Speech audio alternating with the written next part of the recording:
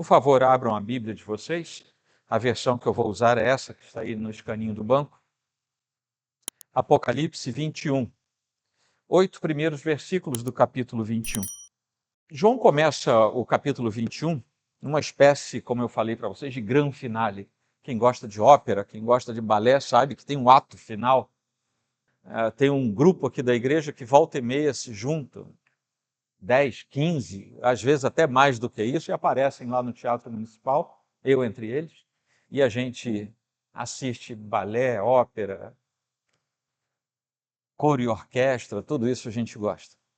Mas existe sempre aquele grande finale, e aqui nós estamos no ápice final do livro de Apocalipse e, consequentemente, da Bíblia como um todo. Aqui ele estabelece uma visão gloriosa de tudo que está nos aguardando naquilo que nós chamamos de estado eterno e nos revela os efeitos finais da vitória de Cristo, que é exatamente para onde nós estamos indo. Esse trecho vai daqui até o capítulo 22, verso 5, em que tudo isso é contado para nós com detalhes que, obviamente, sendo simbólicos, mas eles são de muita alegria para o nosso coração. No próximo domingo, nós vamos pregar daqui do versículo 9 até o 22, 5. E o fato de nós termos aqui o contato com, desde o início do capítulo, com a Nova Jerusalém, que aparece ali no 2, versículo 2, versículo 3, já nos mostra que o ideal de Deus é habitar no meio do homem, é tabernacular de modo permanente entre nós, o que ele fazia no ato criador, e o verbo que é usado tanto na construção do tabernáculo, depois do templo, quanto no tabernacular de Cristo entre nós, que é a expressão, a matriz, vamos dizer assim, quando ele veio habitar entre nós. Esse habitar entre nós é tabernacular entre nós. Deus quer se fazer presente no meio dos seus. Nós hoje temos o lampejo da presença de Deus, mas não a temos na sua totalidade, não por causa dele, mas por nossa causa, por nossos limitadores. A Bíblia não responde algumas questões mais amplas, nem do início, nem do final da história da redenção. Também não nos diz de modo assim tão preciso como será essa realidade cósmica ao final de tudo, após novos céus e nova terra se manifestarem. Mas nós sabemos, com certeza, que desses episódios emerge a Cidade Santa, a Nova Jerusalém. Quem esteve aqui na última quinta-feira, o nosso estudo versou exatamente sobre essa parte da escatologia, porque às quintas-feiras nós estudamos a teologia afeita a isso. A descrição em pormenores da entrada nessa bem-aventurada vida eterna parece ser bastante intencional da parte de João. Ele se torna diferente na sua redação quando ele vai chegando aqui para o final. E tudo indica que isso também tinha uma primeira aplicação naquele momento. Nós sabemos do grande dificultador que era ser cristão no final do primeiro século, sob o Império Romano, as dificuldades que isso gerava. E os cristãos precisavam se sentir seguros quanto à sua lealdade, porque a Nova Jerusalém ultrapassava em muito a expectativa daquilo que era natural, daquilo que era visível. Ultrapassava, inclusive, a grandeza de Roma, que era considerada uma cidade maravilhosa. E a gente sabe que era, arquitetonicamente, até hoje estão lá, não só os elementos arquitetônicos, como, enfim, as artes, tudo aquilo que fez parte da cidade de Roma, o centro do Império Romano. E aquilo era exaltado. E os cristãos estavam dentro desse império. Mas João está descrevendo a cidade santa como algo infinitamente superior ao que eles sabiam ser Roma. E isso despertava neles o senso da responsabilidade. Assim como eu tenho que ser leal ao imperador naquilo que diz respeito à minha civilidade, eu, acima de tudo, preciso ser leal ao meu Senhor por causa da minha espiritualidade.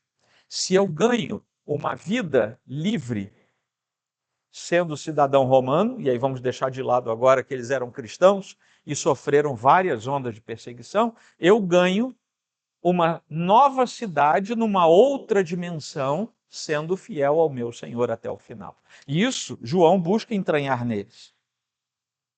Embora saibamos nós que a Nova Jerusalém não é uma cidade literal como nós vemos, um Rio de Janeiro, Belo Horizonte, Nova York, Paris, seja lá a cidade que for. Esse parágrafo de abertura que eu li para vocês parece servir ao duplo propósito de encerrar muito daquilo que precedeu esse texto, mas especialmente de funcionar como uma espécie de introdução bastante abrangente a tudo aquilo que ele ainda vai descrever. Falta pouco em termos de texto, mas a riqueza do que ele vai descrever é muita coisa. Isso é seguido por uma extensa descrição da Nova Jerusalém, que vai, como eu falei para vocês, até o final desse capítulo, e ainda tem um pequeno desdobramento no início do próximo capítulo. E nesse espaço nós vamos ver o povo de Deus, de ambas as alianças, a antiga e a nova aliança, aparecendo juntos, embora por meio dos seus representantes primários, as 12 tribos de Israel e os 12 apóstolos do Cordeiro, que são simbolicamente apresentados nessa estrutura. Eu só dividi esse trecho em duas partes. Uma até o versículo 4, quando fala de céu e terra que são novos. E a partir do versículo 5, todas as coisas que são novas. Então o Senhor inspira João a primeiro falar de céu e terra, sendo novos, e depois ele continua inspirando a que ele fale das outras coisas que são atinentes à eternidade. Nesse primeiro trecho, nós temos uma visão principal e temos uma voz que surge do trono. Tudo que era antigo se passou. Nesse momento, tudo que era antigo já passou. E o cumprimento de mais duas profecias de Isaías se fazem claramente notar aqui. No capítulo 65, 17, depois 66, 12. Quando nós vemos pela pena do profeta o seguinte: pois eis que eu crio novos céus e nova terra. Isso é Isaías falando cerca de 850 anos antes de João escrever esse livro. Pois eis que eu crio novos céus e nova terra, e não haverá lembrança das coisas passadas. Jamais haverá memória delas. Porque assim diz o Senhor: eis que estenderei sobre Jerusalém a paz como um rio, e a glória das nações como uma torrente que transborda. Então vocês serão amamentados, carregados nos braços e acalentados no colo. A fala de Isaías é: eu vou fazer tudo novo vindo do Senhor. As coisas velhas, vocês nem vão se lembrar delas. E tem uma coisa: eu vou cuidar de vocês de tal maneira que vocês vão se perceber como aquele bebezinho que está no colo sendo acalentado e amamentado. Essa é a fala de Isaías, que agora João está tornando plástica diante dos nossos olhos. Exatamente com base nisso, nessa percepção profética, é que o apóstolo Pedro vai nos dizer na sua segunda carta, capítulo 3, versículo 13. Nós, porém, segundo a promessa de Deus, que promessa? Esse tipo de promessa? Esperamos novos céus e nova terra nos quais habita a justiça. Pedro escreve isso antes de João escrever o livro de Apocalipse. O primeiro céu e a primeira terra estavam tão manchados pelo pecado que Deus precisou trocá-los por algo novo, sem a mancha do pecado, sem essa mácula, que agride a santidade de Deus, porque o Deus que é totalmente santo não convive num ambiente que não seja plenamente santo. É por isso que um pouquinho atrás eu falei para vocês, Deus se agrada em conviver com os seus filhos. No entanto, a nossa convivência com Deus hoje ainda não é total, ainda não é plena. E não é por causa de Deus, é por nossa causa. A santidade de Deus é agredida por qualquer mancha de pecado. E aqui, ao lado disso, nós temos, ainda no versículo 1, a ausência de qualquer mar, que significa uma completa ausência de todo o mal. Eu já falei para vocês em algumas ocasiões que na na leitura que os hebreus faziam, na sua literatura, na sua compreensão, o mar era aquilo que trazia tudo que não era bom. Do mar vinham monstros, do mar vinham os inimigos, do mar vinha a tempestade, tudo que era ruim vinha do mar. É por isso que esse primeiro versículo começa dizendo: vi novo céu e nova terra, pois o primeiro céu e a primeira terra já passaram. Ponto. E que mais? E o mar já não existe. As coisas são tão novas que não existe mais lugar para nada que seja mal. Por isso que o mar já não existe. Ele não existe. Vejam bem, ele não foi dominado, ele não foi escondido, ele não foi posto em outro planeta. Ele não existe mais. O pecado e todas as suas manifestações nas forças espirituais sobre as nações perversas desaparecerá para sempre. É isso que quer dizer que o mar não existe mais. E uma vez que haverá novo céu e nova terra, então a nova Jerusalém poderá descer da parte de Deus. Ela só desce da parte de Deus quando novos céus e nova terra forem instalados pelo poder do próprio Deus. Aquela Jerusalém terrena traiu o Senhor, Jesus chorou sobre ela. Ah, Jerusalém, se você soubesse, a Jerusalém terrena traiu o Senhor, apostatou, juntou-se à Babilônia, adorou ídolos. Ela precisa passar. E vem então a nova Jerusalém. E finalmente se cumprirá também mais uma promessa, mais uma profecia de Ezequiel, que está no capítulo 37. O meu tabernáculo estará entre eles. Eu serei o seu Deus, e eles serão o meu povo. A partir de então, não haverá mais um Deus lá e um povo aqui. Não haverá mais uma terra aqui embaixo e um céu lá em cima. Essa cidade que se originou no céu vem de Deus, um Deus que estará plenamente satisfeito com o seu povo e com a santidade plenamente alcançada. E Ele habitará conosco. Ele será o nosso Deus e nós seremos o seu povo. Amém?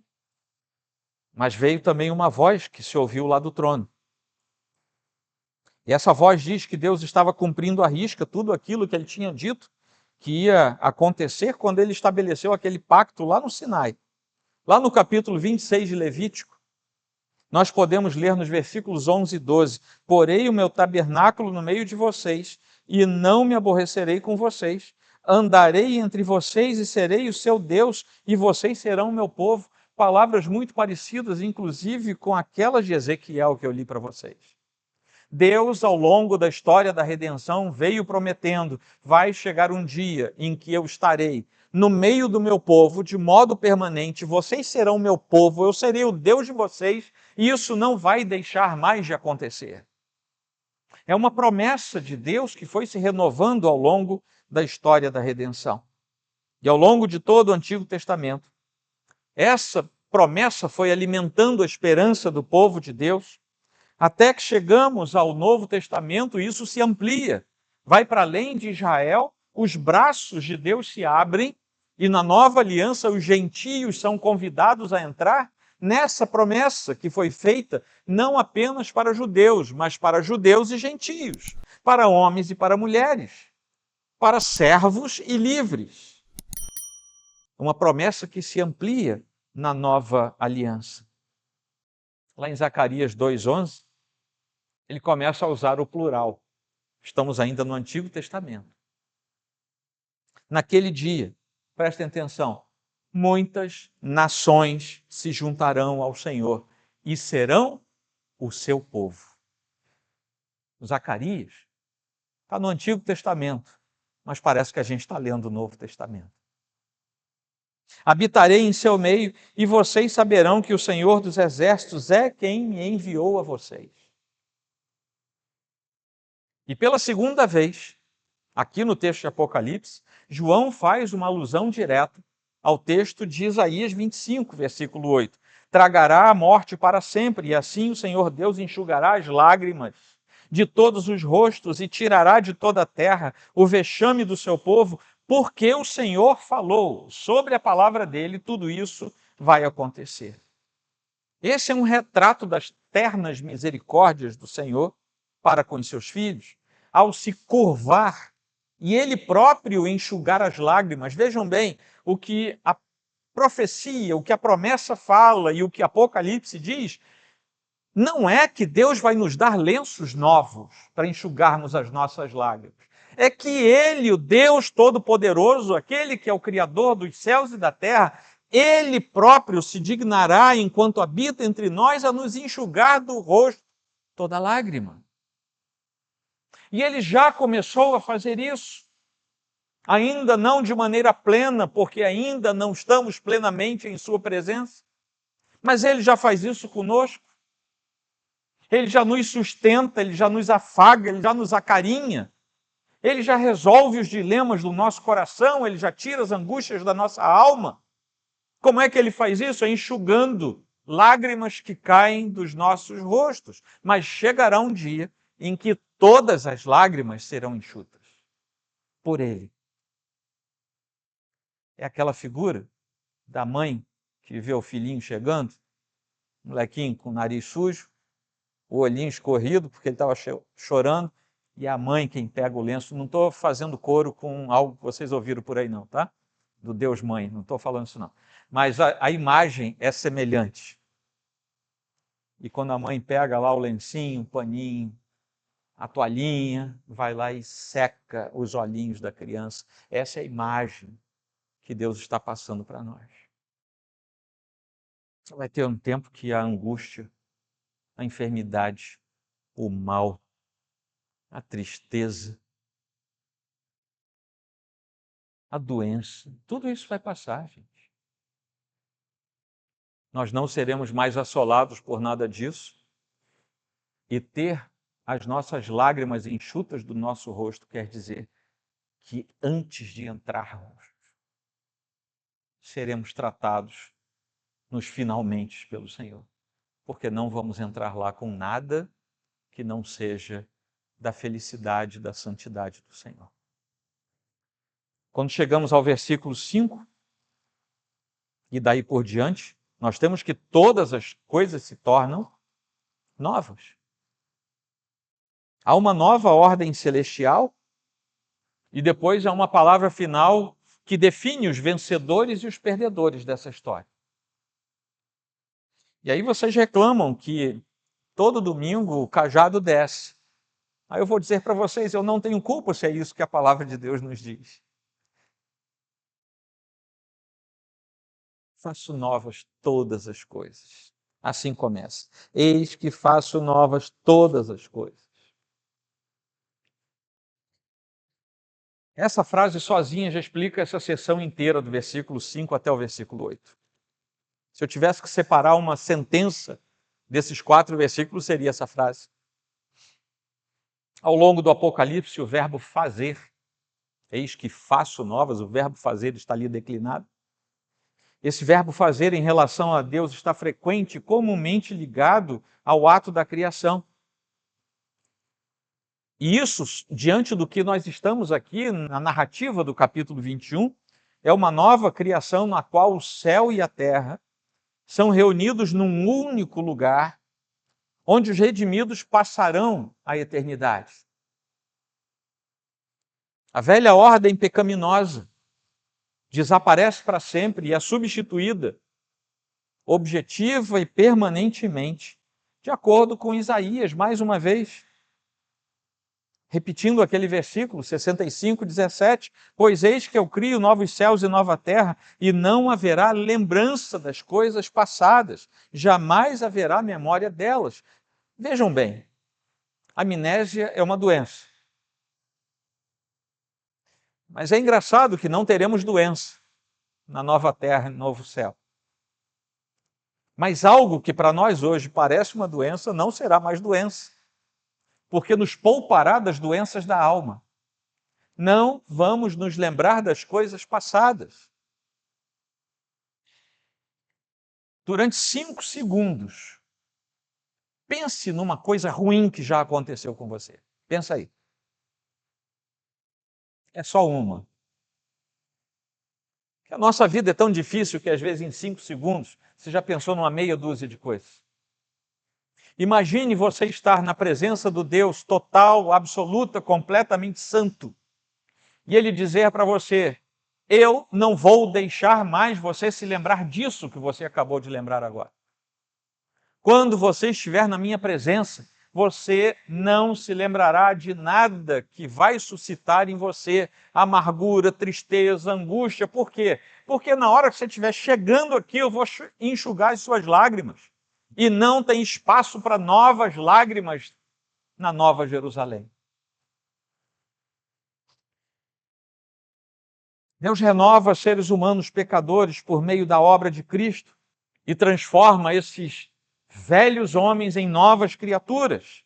2 Coríntios 5,17, nós somos uma refação de Deus, nós somos uma recriação do Senhor. É isso que quer dizer regeneração. É uma nova geração, novo nascimento. Nós fomos recriados por Deus, como filhos e não mais apenas como criaturas.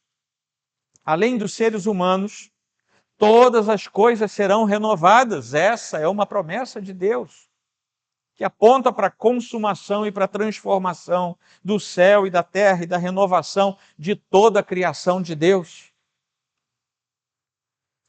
Capítulo 1, versículo 11, aqui de Apocalipse, versículo 19, capítulo 14, versículo 13, capítulo 19, versículo 9, nos mostram a importância do que João está vendo, e isso é tão grande, é tão dilatado para ele, que ele mostra isso para a igreja.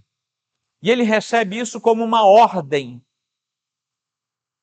E a ordem é: escreve tudo isso, João. Assim como essas outras referências de Apocalipse. Por quê? Porque essas palavras são fiéis e verdadeiras. Quer dizer, isso vai acontecer. Quem falou isso é Deus. João, escreve isso aí. E por que é que João recebe a ordem de escrever com tanta veemência? Porque as gerações que viriam após o primeiro século da igreja precisavam ler essa mesma informação, porque isso é o que nos anima, nos faz estar prontos e preparados para aquele grande dia em que o Senhor nos chamar. Quando houve aquele julgamento lá da 7ª taça, lá no capítulo 16, inclusive eu preguei sobre esse texto. Eu gostei tanto disso que eu já preguei por aí. Ouviu-se lá de cima uma voz poderosa que gritou: está feito, indicando a consumação do plano perfeito de Deus, que tinha se revelado nos capítulos 5 e 10. Então, no capítulo 16, uma voz grita: está feito, terminou, está consumado. A história da salvação termina ali, está feito. Não tem, eu me lembro que quando eu preguei o capítulo 16, eu falei: irmãos, até aqui havia chance, um chamado para reconciliação, a partir daqui não tem mais. Vocês lembram disso? Não há mais chance de reconciliação. Daqui para lá é a voz de Deus dizendo: acabou. A trajetória foi marcada por 3 momentos. Na cruz, lá em João 19:30, o Senhor Jesus clama na cruz: está consumado. Em Apocalipse 16:17, lá no ápice do escatom, aquela voz grita: está feito. E agora nós ouvimos: tudo está feito, no capítulo 21. O que assinala o fechamento da história humana, com o juízo deste mundo maligno e o advento da nova criação. O lar eterno e o definitivo lugar para os remidos do Senhor. A essa declaração seguem-se mais 2 declarações imediatas. Eu sou o Alfa e o Ômega.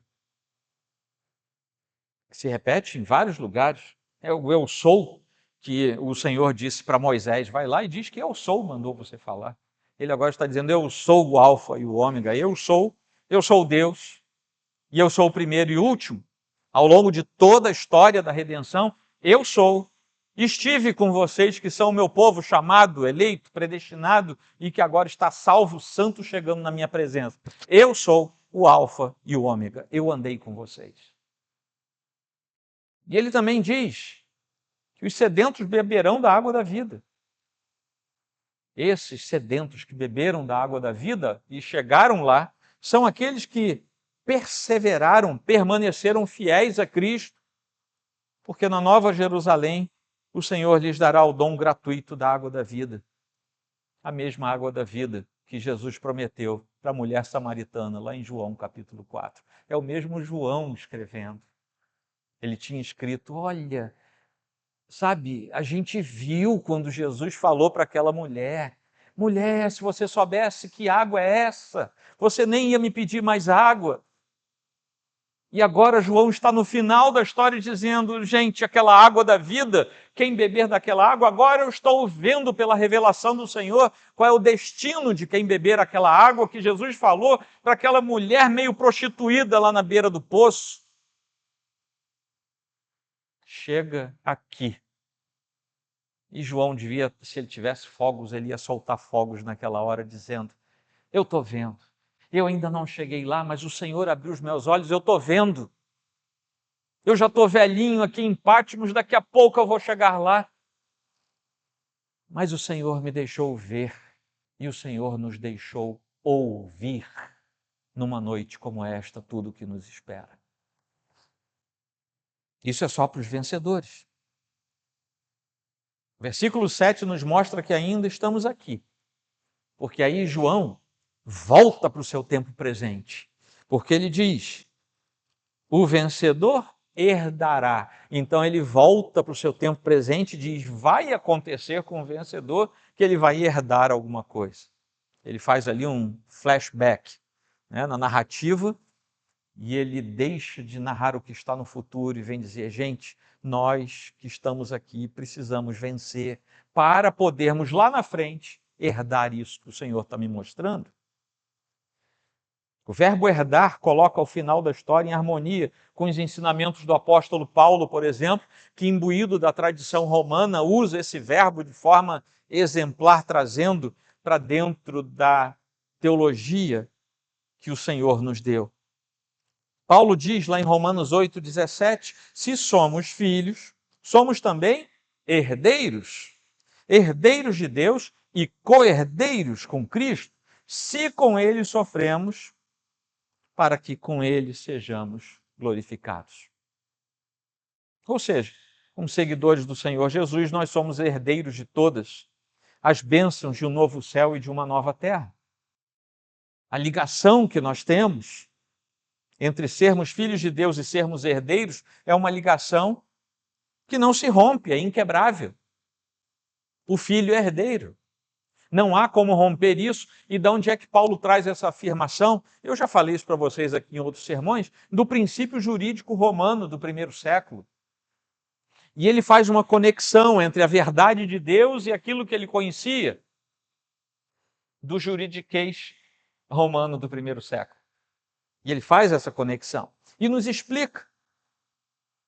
E conquanto Jesus herde todas as coisas, como está lá em Hebreus 1, versículo 2, nós, como co-herdeiros, compartilhamos de todas as bênçãos dele por causa daquilo que o Pai fez. Foi o Pai quem disse, o meu primeiro filho é Jesus, é único, é unigênito. Mas vocês que são comprados pelo que ele fez, eu transformo vocês de servos em filhos. E porque vocês são filhos, vocês passam a herdar as coisas do meu primeiro filho. E é por isso que Paulo nos chama de co-herdeiros juntamente com Cristo. Eu lhe serei por pai e ele me será por filho. Isso está lá em 1 Samuel 7,14. Natã falando, não presbítero, o outro Natã, profeta, falando para Davi sobre Salomão. Davi, fique em paz. Eu vou cuidar de Salomão, eu vou ser como um pai para Salomão e ele vai ser como um filho para mim. Agora, no final de tudo, João resgata essa fala do Senhor através do profeta Natã, mas ele troca pai por Deus. Ele diz, agora não é mais a figura paterna, porque nós não precisamos mais tornar Deus palatável para a nossa mente limitada humana. Nós já estamos entrando na Nova Jerusalém aqui nesse momento, e agora nós precisamos olhar para Deus e dizer, é meu Deus, mesmo eu sendo filho, Ele é meu Deus.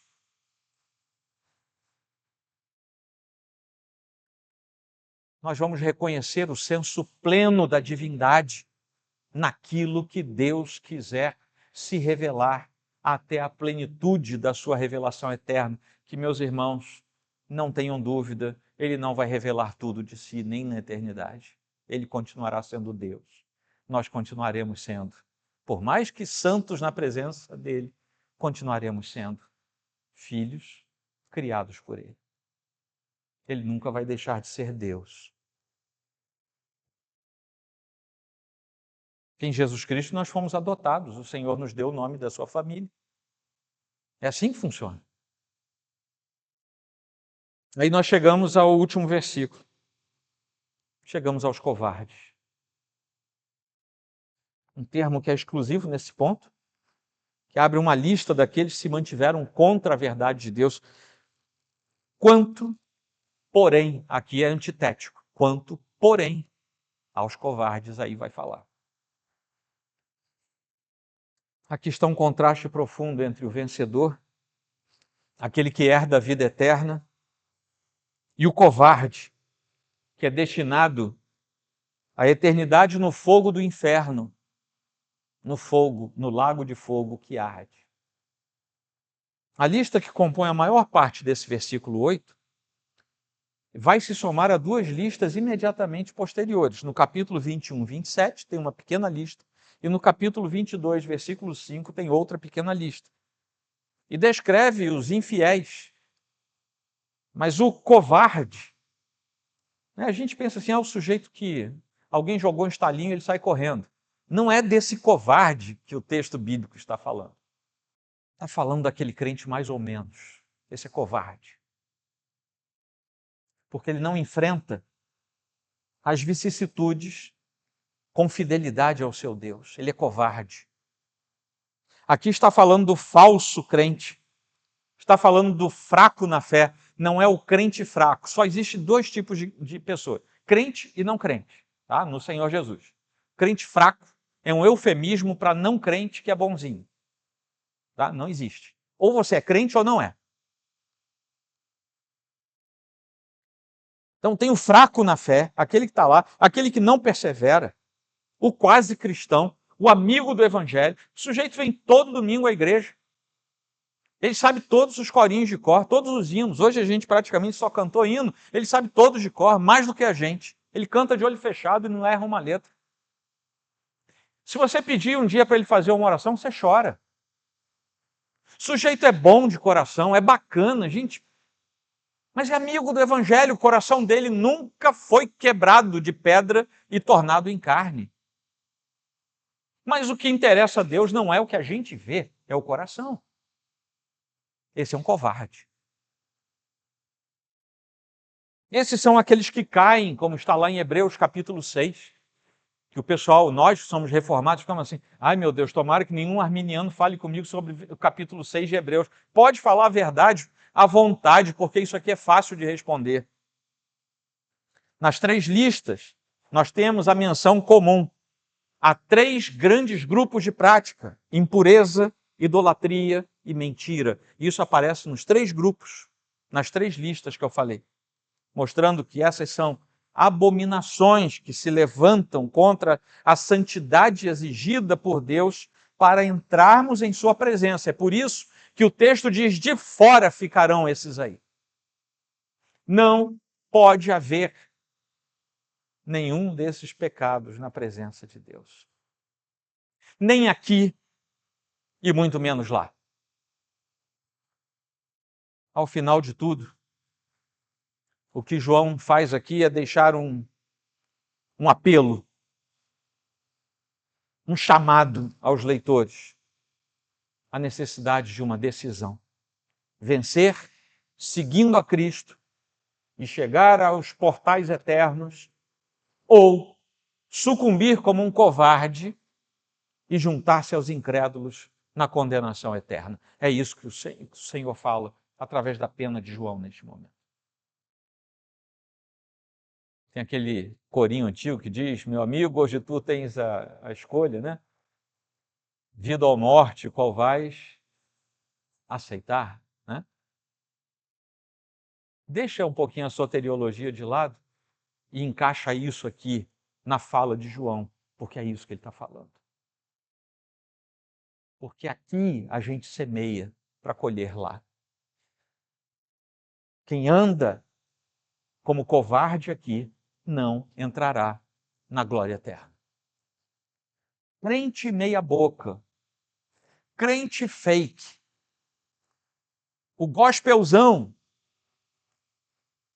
desde que não seja verdadeiro filho de Deus, pode ter o nome que for, pastor, apóstolo, semi-arcanjo, seja lá o que for, não estará na presença de Deus se carregar consigo esses pecados. Amém? Vamos para algumas conclusões e aplicações. Algumas pessoas, e eu já emendo dessa maneira como a primeira delas, algumas pessoas não vão estar presentes no novo céu e na nova terra.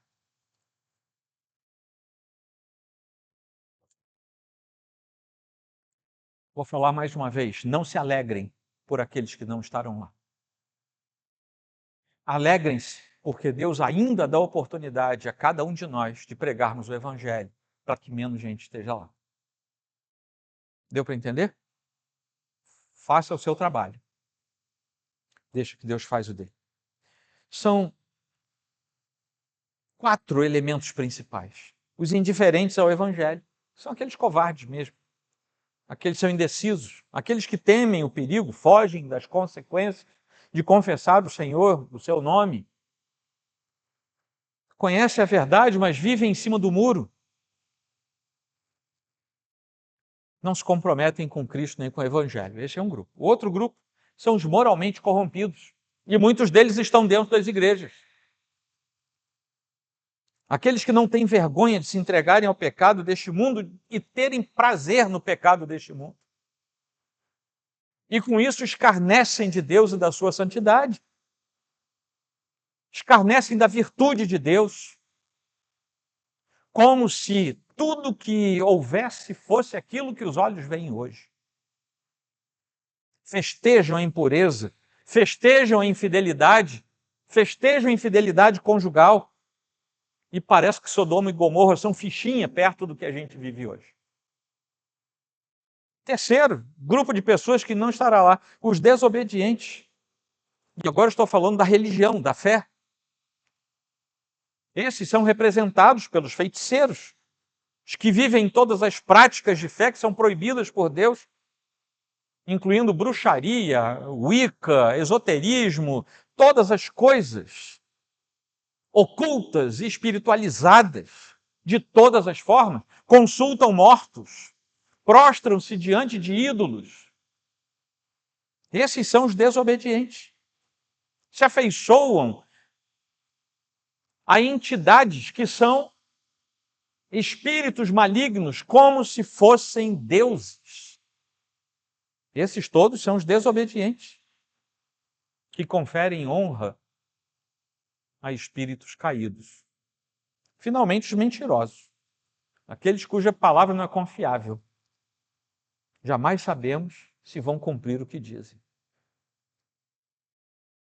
São personagens com 2 ou mais caras, e eu e você conhecemos vários assim. Duvido que você não conheça. Tem um autor chamado Richard Sennett. Ele faz um levantamento de que em meados do século XIX começa no Ocidente a prática de você personificar personas diferentes a depender do ambiente em que você estava. Isso sempre aconteceu, mas agora torna-se aceitável socialmente você ser um bom pai, um bom marido dentro de casa, mas quando você chega no escritório, você é um sujeito devasso, e quando você chega na igreja, você é um santo, e quando você está no meio da rua, você é um pederasta. Enfim, cada lugar uma máscara diferente. É isso, é o mentiroso, é o falso. Vivemos na sociedade da mentira, do engano, do engodo, da farsa, da tapiação, da propaganda falsa, da balança que engana, dos preços mentirosos. No comércio pirata. Tem gente que tem coisa pirata no seu computador, dentro da igreja. Isso é roubo, isso é mentira.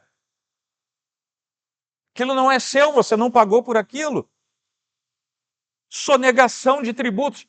É horroroso pagar imposto, mas não seja um sonegador. Isso é se tornar um mentiroso perante as leis do seu país.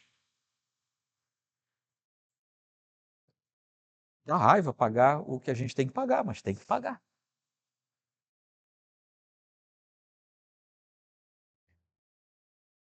Conchavos. Conchavos que começam, às vezes, no banco da igreja. E vão terminar nos plenários, nas câmaras, nos cenários da política mais elevada do país, das representações estaduais, municipais, das entidades de classe, os conchavos que vão arrumando as coisas. A justiça, que muitas vezes, ao invés de trazer a justiça para aquele que está debilitado e fragilizado, é usada muitas vezes para acabar com aquele que precisa e exaltar os que têm tudo. Não é verdade, irmãos? Vocês que são advogados aqui devem sofrer com isso. Com alguns pedidos que vocês têm que dizer, sabe, eu não vou entrar nessa não, procura outro colega, tal, porque você já vê que aquilo é indevido. Acordos escusos, subornos criminosos, impunidade moral. E muita gente gosta disso como porco gosta da lama. E se acostuma com essas coisas. Prestem atenção, sabemos que alguns estarão de fora da presença de Deus por toda a eternidade. Esses são aqueles que não acolheram Cristo em seu coração, sendo responsáveis por sua perda eterna. Eles são responsáveis. A pergunta que eu faço hoje aqui é a seguinte: Cristo já foi verdadeiramente acolhido em seu coração? A minha pergunta não é quantos anos de crente você tem. A minha pergunta é: Cristo foi verdadeiramente acolhido no seu coração? Você tem que dar essa resposta para você e para o próprio Deus. Segunda coisa é que algumas coisas, além de pessoas, não vão estar presentes no novo céu e na nova terra, que é coisa boa. Lá não haverá dor, seja ela física, moral, espiritual. No céu não haverá sofrimento, nem enfermidade, nem problemas físicos. Eu estou um mês surdo desse ouvido aqui. Lá eu não vou ter mais surdez no meu ouvido esquerdo. Mas há também aquelas pessoas que tiveram uma dificuldade grande ao longo de toda a sua vida. Nasceram com problemas, adquiriram problemas por acidente, por enfermidade. Isso não haverá mais lá. Cansaço. Você anda cansado? Você anda cansado? Lá não vai ter mais cansaço, fadiga, depressão. Tem crente deprimido, viu, gente? Charles Spurgeon, um dos maiores pregadores que já existiram, viveu com a sua depressão a vida inteira. Traição, decepção. Já que as primeiras coisas já passaram, tudo que fez parte desse mundo de pecado não vai ter acesso lá, então as coisas serão diferentes. Também não haverá lágrimas. Não vai se ouvir nenhum lamento pelas ruas da cidade santa. Não, você não vai ouvir choro. Ainda há pouco a gente ouviu um bebê ali com um megafone. O bebê chora alto. Você sabe por quê, né? Porque senão ninguém escuta que ele precisa de alguma coisa. Mas se eu ou você dermos um grito proporcionalmente igual, a gente vai passar 15 dias sem falar nada, né? Acabou a garganta. A gente não vai ouvir mais choro, não vai ter mais nada disso. A gente vai sair deste mundo triste e tenebroso para a realidade das maravilhas eternas, para a alegria da presença de Deus. A gente chegou a esse mundo e chorou. A maioria de nós chorou quando chegou a esse mundo, ou logo depois, né, que hoje em dia não pode mais fazer criança chorar, né?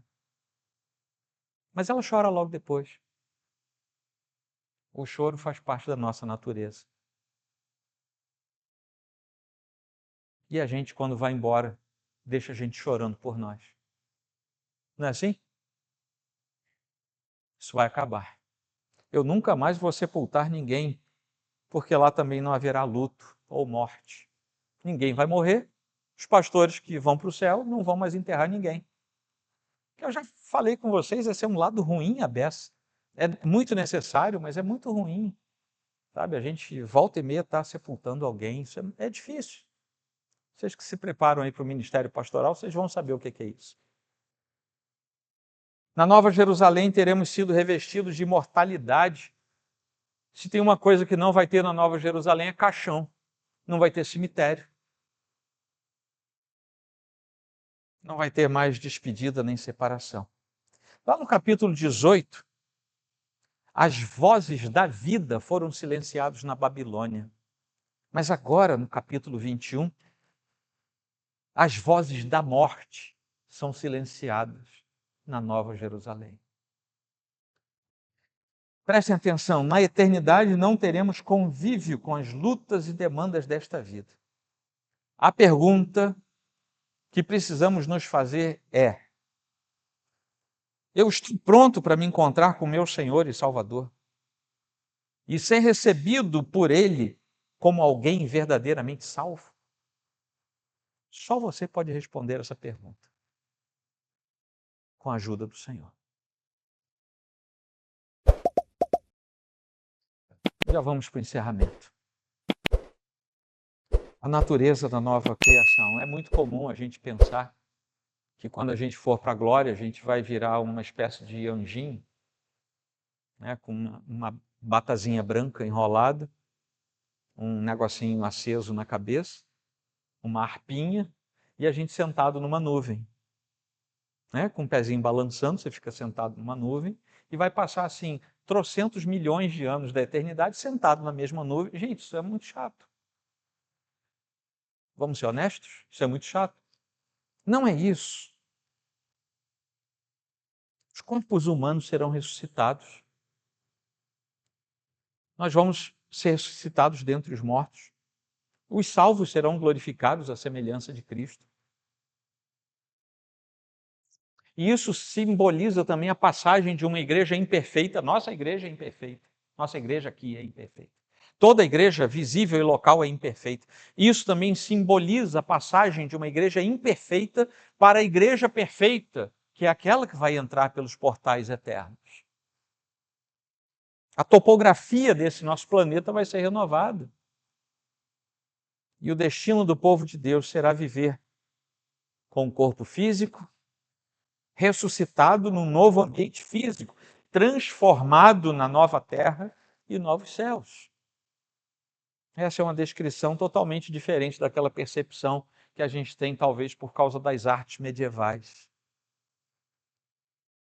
E aí tem uma conclusão para isso. A vida nesta terra não é fácil. Eu acho que a sua também não tem sido. Alguns têm mais dificuldades do que outros, mas ninguém passa por essa vida sem ter dificuldade. Mas os filhos de Deus se encontram na bem-aventurada esperança, diferentemente daqueles que não são filhos. Bem-aventurada esperança da vida eterna, que é o destino de todo aquele que se mantiver fiel a Deus e ao Cordeiro.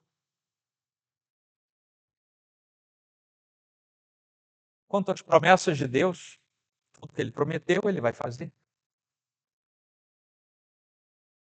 Todas as promessas feitas aos filhos de Deus, aos eleitos do passado, do presente e aqueles que ainda nos sucederem, terão seu cumprimento final exatamente no novo céu e na nova terra. Quando chegarmos lá, não vai faltar nenhuma promessa. Deus é fiel às suas promessas feitas até aqui, mas nós sabemos que algumas ainda não se cumpriram. Mas lá, todas elas estarão cumpridas. Deus quer o nosso bem. E por isso Ele deixa as promessas para nos fortalecerem. E eu concluo esse trecho dizendo, nos mais difíceis momentos de nossa vida, vamos focar nas promessas que ainda estão por se cumprir e animar os nossos corações na difícil caminhada desta vida. E é difícil, até chegarmos na santa presença do Senhor, na qual estaremos para todo sempre. E a última coisa é que agora eu peço para você ficar de pé. Lá em Tito 2, versículo 13, nós temos algo precioso para encerrar esse momento. Para você não ter que abrir a sua Bíblia, eu vou falar um trechinho e você repete, tá bom? Pode ter certeza que é a palavra de Deus. Eu não estou mandando vocês falarem nada estranho, não. Vamos lá. Porque a graça de Deus se manifestou, trazendo salvação a todos. Ela nos educa para que, renegadas a impiedade e as paixões humanas, vivamos neste mundo de forma sensata, justa e piedosa, aguardando a bendita esperança e a manifestação da glória do nosso grande Deus e Salvador Jesus Cristo. Ele deu a si mesmo por nós, a fim de nos remir de toda iniquidade e purificar para si mesmo um povo exclusivamente seu, dedicado à prática de boas obras. Amém? Nós vamos chegar lá, com a graça do nosso Deus. Senhor, muito obrigado por tua palavra. Obrigado porque o Senhor nos direciona para si mesmo. E obrigado pela instrução da tua palavra que nos diz, não é por aqui, é por ali. A tua palavra que nos mostra o aio da tua santidade e nos admoesta a seguirmos firmes na tua presença.